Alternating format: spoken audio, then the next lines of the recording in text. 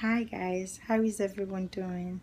I know I haven't made a video in a long time, so today I have a really interesting topic I want to talk about. If you think it is interesting, please share the video, like it, comment, subscribe. Just give me some kind of feedback. Even if you don't like the video, let me know what you think. So I'm gonna talk about today flipping it, the other side of the coin, flipping things, and like just letting you guys know of things I've learned about myself that I think is helping me cope. One of the things I'm gonna talk about is complaining and mumbling.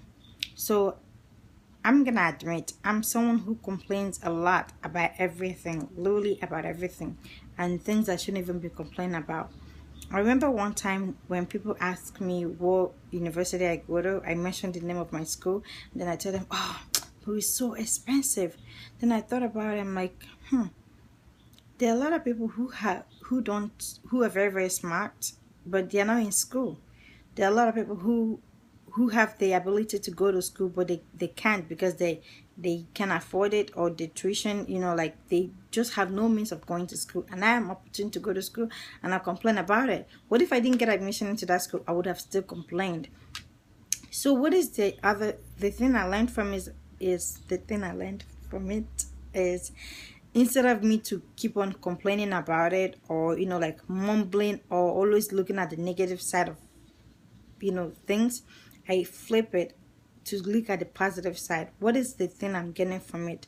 What am I giving up in order to gain this? Quite fine, my school is expensive, but I'm giving up that money to gain knowledge, to gain an intellectual property that is not going to be stolen from me by anyone.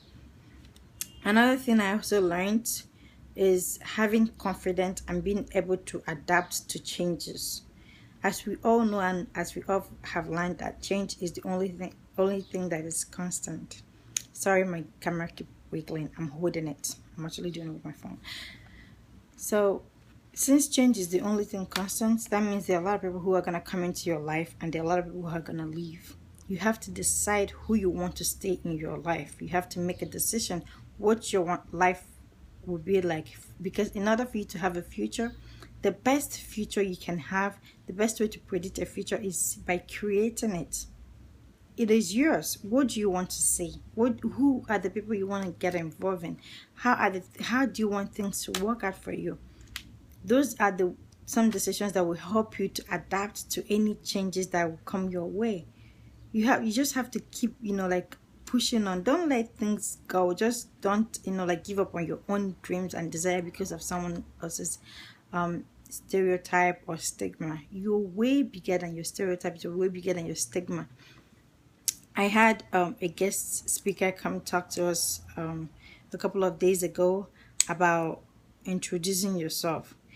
So when he was talking to us, he was actually, I think he's from Poland. I can't remember.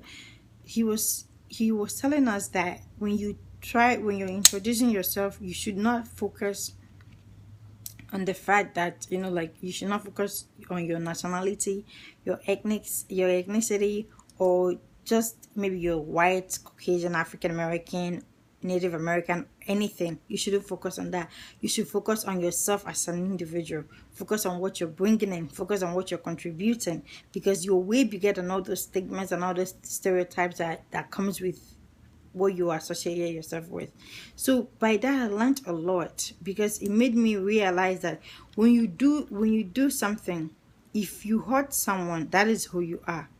Even if somebody says something bad to you and you reply them in a bad way, that is who you are. Whatever you do, you're representing yourself. And if you're to die today, what are people going to say about you? Is it good things? Is it bad things? If you're to die today, have you impacted anyone's life in a positive way? Have you made someone's life better? Is someone going to have a positive things to say about you because of the way you lived your life? Even if it doesn't mean, you being a public figure, just in your everyday life, what have you done that is changing someone's life, that is changing the way to see things?